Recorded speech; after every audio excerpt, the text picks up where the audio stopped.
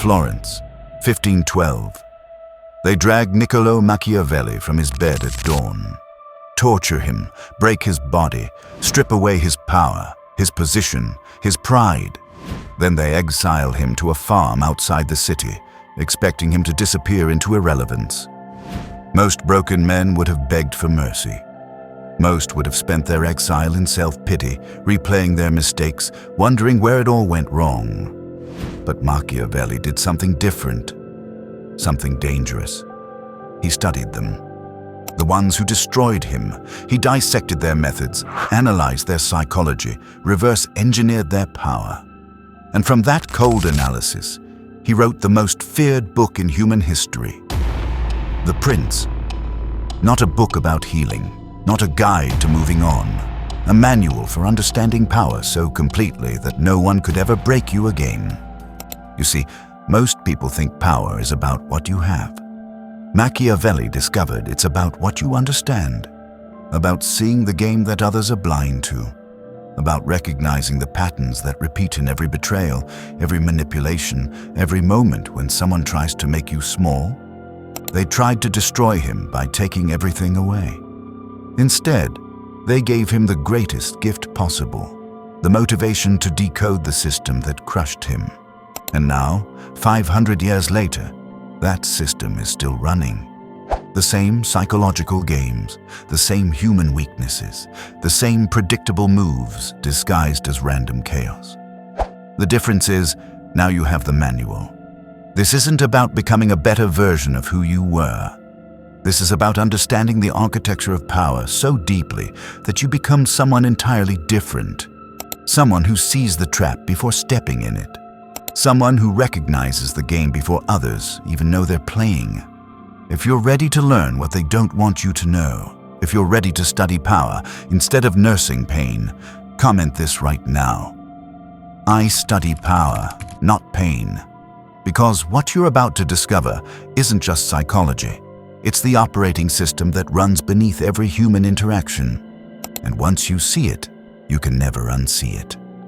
Let's begin with the first law Machiavelli discovered in that cold exile. Why chaos always wins, and how to beat it at its own game. Here's what Machiavelli discovered in that exile. Chaos isn't random, it has patterns, and patterns can be beaten. He called it fortuna, not luck. A hostile force that seeks to destroy everything you build. Every betrayal, every collapsed plan, every moment when everything fell apart. That's fortuna at work. Most people think chaos is unpredictable. That's why they lose. Machiavelli saw deeper. Fortuna is like a raging river. When it floods, everything gets swept away. But here's the key. The flood was predictable. Fortuna only destroys those who weren't prepared. He wrote that fortuna controls half of your actions. Half, but the other half belongs to you. That's where your virtue lives. Not Sunday school virtue. Virtue is your capacity to impose will on a hostile world. To see patterns, build defenses, and strike when chaos shows weakness. Think about your biggest disasters. They followed patterns you could have seen coming. The friend who betrayed you sent signals for months. The relationship that imploded showed cracks you ignored. The opportunity that vanished had warning signs you chose not to read. Fortuna respects audacity. Machiavelli wrote that chaos favors the young because they're fiercer. It's not about age. It's about aggression, about refusing to play defense when the world attacks. The weak build walls and pray. The powerful build dams and redirect the river. So right now, while life is calm, what are you building? What defenses are you preparing? Because Fortuna is watching, testing, waiting for you to get comfortable. If you're ready to stop hoping for safety and start engineering control, comment this. I don't pray to survive the storm. I become the storm. Because that brings us to why most people are easier to fool than you think, and how to use that blindness as your weapon. That blindness isn't a bug in human psychology. It's a feature, and Machiavelli weaponized it. he discovered something that changes everything. Men judge more by their eyes than by their hands. Translation: what people see matters more than what actually is. Most people never get close enough to touch the truth. They judge from a distance, making decisions based on surface impressions. This is your greatest advantage. Machiavelli identified 5 sacred appearances you must master. Seem merciful, faithful, humane, upright, and religious. Notice he said, seem, not be. Because here's the brutal reality. If you actually are all those things all the time, you'll be destroyed by people who aren't. Think about the most powerful people you know.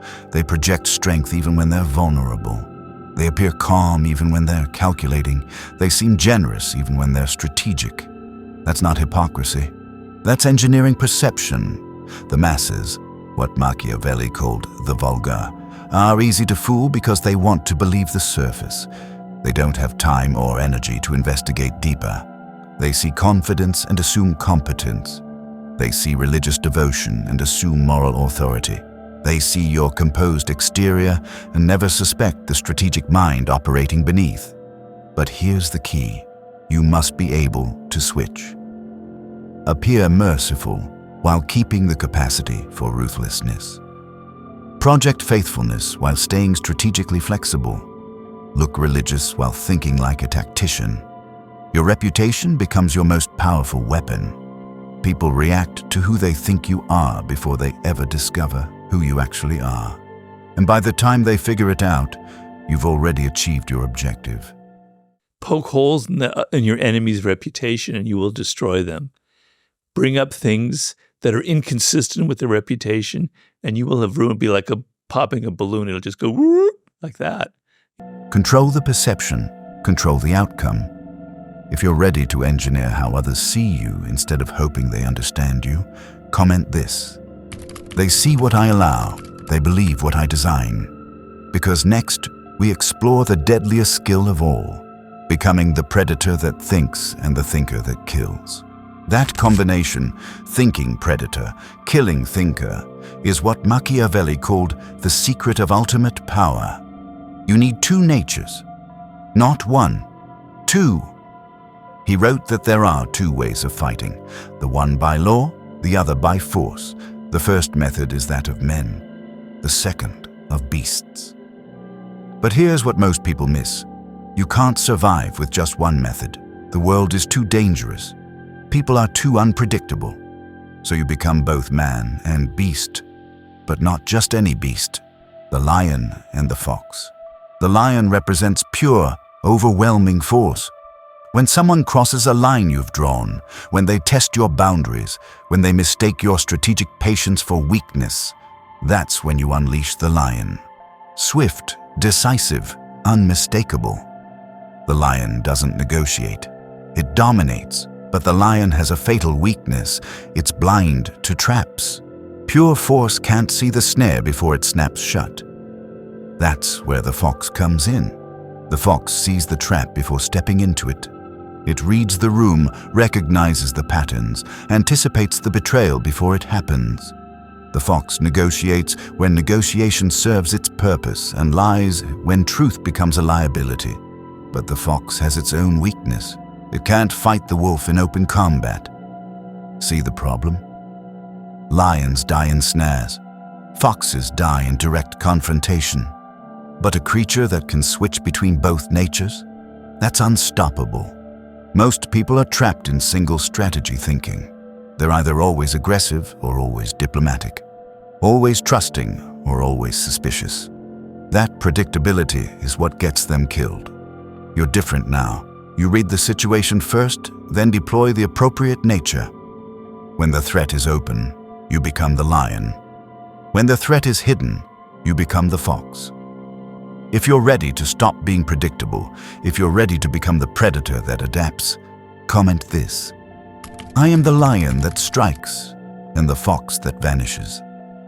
Because that brings us to the mathematics of elimination, how to remove obstacles without creating enemies. That mathematics is brutal but precise. and Machiavelli perfected it through one of history's most calculated executions.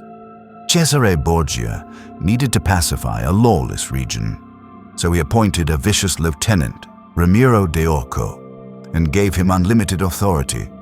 De Orco crushed the rebellion through pure terror. Mission accomplished. But then the people began to hate Borgia for the cruelty. So Borgia made his masterpiece move. He had de Orco seized, cut in half, and displayed in the public square. One stroke, multiple objectives achieved. The people got their revenge. Borgia looked like he cared about justice, and everyone learned what happened to those who went too far. This is what Machiavelli called well-used cruelty. Swift, decisive, finite, then converted to benefit. Most people do the opposite. They make half measures.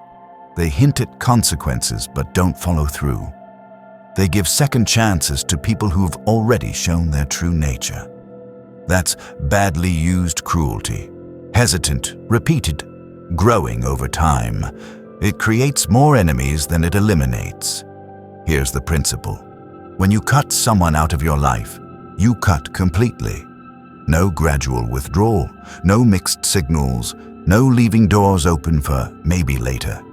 You make the cut so clean and so final that everyone watching understands the standard. The goal isn't to be cruel, it's to be clear. One decisive action teaches 100 lessons. One public example prevents 1,000 future tests. Because when people see you'll actually follow through, they stop testing your boundaries. If you're ready to stop making threats you won't keep. If you're ready to make decisions that stick, comment this: I strike once. The lesson lasts forever. Because next, we decode the algorithm that runs every human interaction you'll ever have. That algorithm is simpler than you think, and darker than most people want to admit. Machiavelli decoded the human program in one devastating observation. Men are ungrateful, fickle, liars, and deceivers. They're greedy for cash, and they melt away in the face of danger. Not some men, not most men. Men. As in the fundamental code that runs human behavior. This isn't cynicism, this is pattern recognition. Watch any betrayal, any broken promise, any moment when someone chooses their comfort over your trust. You'll see the same program running. Self-interest over everything else. Here's why this matters. If you build relationships assuming people are good, you're building on quicksand. But if you design systems that work with human selfishness instead of against it, you become unshakable. Fear beats love because fear speaks to self-preservation, the deepest layer of human programming.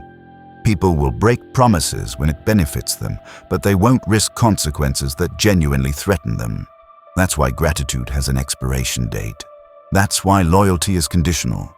That's why the friend who borrowed money starts avoiding you, and the person you helped in crisis suddenly forgets your name. It's not personal, it's just the algorithm. So you stop expecting humans to transcend their nature. Instead, you work with it. You create mutual benefit instead of one-sided favors. You inspire respect through strength instead of affection through kindness. You build relationships where abandoning you costs more than staying loyal. If you're ready to see people as they are instead of as you wish they were, comment this: I don't hate their nature. I exploit it, because next we turn every painful experience into tactical intelligence. That transformation begins with a single shift. Stop seeing pain as punishment and start treating it as data. Every betrayal is a masterclass in human nature. Every disappointment reveals a gap in your defenses. Every moment when someone shows you who they really are. That's intelligence worth more than gold. Machiavelli himself learned this in the most brutal way possible. Torture and exile didn't break him because he treated his destruction as a laboratory. He studied the men who crushed him, analyzed their methods, decoded their psychology, and from that pain, he extracted the patterns that built his immortal power. Here's your protocol. When someone hurts you, don't just feel it. Dissect it. What weakness did they exploit? What blind spot let them get close? What pattern of behavior did you ignore because you wanted to believe their words instead of watching their actions? That person who ghosted you after you helped them? They just taught you that investment without reciprocity creates contempt, not gratitude. The friend who sided with your enemies? They showed you that loyalty without strength is worthless. The opportunity that vanished because you hesitated? Pure data on the cost of strategic indecision. Each lesson becomes part of your early warning system. You start recognizing the same moves played by different people. The manipulation attempts, the boundary tests, the subtle signs that someone is calculating how to use you. This isn't paranoia. This is pattern recognition sharpened by experience. Smart people learn from their mistakes. Strategic people learn from their enemies' successes. If you're ready to turn your scars into strategic advantages, comment this. Every betrayal is a lesson. Every lesson is power. Because next, we build the fortress that makes you psychologically untouchable. That fortress isn't built with walls, it's built with standards. And those standards become your greatest weapon. Here's what most people get wrong. They think protecting their mind means hiding from the world. That's not protection, that's isolation. Real protection means building access controls so sophisticated that only quality people can reach your inner circle. Think of your mind as sovereign territory. Not everyone gets a visa. The protocol is simple, but ruthless. Every person, every conversation, every invitation gets filtered through one question. Does this strengthen me or scatter me? If someone brings chaos, inconsistency, or emotional confusion to your world, they're disqualified. Not with anger, not with explanation, with distance. This creates something Machiavelli would have called the mirror effect. Your emotional clarity becomes a mirror that reflects people's true nature back at them. The manipulative see their own games. The toxic feel their own poison. The weak recognize their own desperation. Most can't stand their own reflection, so they'll call you cold. They'll say you've changed. They'll try to guilt you back into being their emotional servant. Let them. That's just the system working. You've raised the price of access to your world, and they can't afford it. The beautiful part? Quality people respect boundaries. They appreciate standards. They understand that someone who protects their peace is someone worth knowing. Meanwhile, the ones who fight your boundaries tell you everything you need to know about their intentions. If you're ready to treat your attention like the valuable resource it is, comment this. My mind is sovereign territory. Trespassers are eliminated. Because next, we explore how to command respect without saying a word. That respect doesn't come from words. It comes from energy. And energy, once you understand it, becomes your most powerful weapon. Walk into any room and you'll feel it immediately. Some people change the atmosphere just by existing. Conversations adjust, postures shift, the social dynamics reorganize around their presence. That's not accident, that's gravity. Machiavelli understood this. He wrote that powerful rulers must appear strong even when they are not, because perception shapes reality faster than facts do. But here's the secret. You don't create this through performance. You create it through scarcity. Most people are desperate to be seen, heard, validated. They oversell themselves, over-explain their positions, overcompensate for insecurity. That desperation leaks out as weakness, and everyone can smell it. You do the opposite. You become strategically unavailable. Your attention becomes currency because you don't spend it carelessly. Your words carry weight because you don't waste them on pointless arguments. Your presence matters because it's not guaranteed. When you stop chasing approval, something shifts. People start wondering what you know that they don't. They start questioning why you're so calm while they're stressed. They start noticing that you never seem to need anything from anyone. That's when you become dangerous. not because you attack, but because you don't react. Your silence forces them to fill the void, usually by revealing more than they intended. This is psychological leverage. While they're trying to figure you out, you're already 3 moves ahead. If you're ready to stop performing and start commanding, comment this: I don't enter rooms. I transform them. Because next, we synthesize everything into the complete system that makes you untouchable. That transformation isn't gradual. It's architectural. You're not becoming a better version of who you were. You're becoming someone entirely different. Here's what you've built: a mind that sees Fortuna's patterns before they strike, a presence that controls perception before truth becomes relevant, dual natures that adapt faster than others can predict, surgical precision that eliminates problems without creating enemies, intelligent systems that turn pain into power, fortress protocols that make you psychologically untouchable, and gravity that commands respect without demanding it. This isn't self-improvement. This is strategic reconstruction. Machiavelli wrote that he who controls his mind controls the world. But control isn't suppression, it's architecture. It's building a system so sophisticated that external chaos can't penetrate your inner calm, so calculated that others' emotions can't destabilize your decisions, so complete that you operate from choice, not reaction. When this system integrates, people notice without understanding why. They treat you differently. They hesitate before challenging you. They respect boundaries they didn't even know you'd set. Because you've stopped being someone things happen to. You've become someone who makes things happen. You don't argue with reality anymore. You engineer it. You don't hope for respect. You command it. You don't wait for opportunities. You create them. That's the final evolution, from victim of circumstances to architect of outcomes. If this transformation has already begun in you, if you recognize the shift happening, comment this: I am no longer becoming. I am.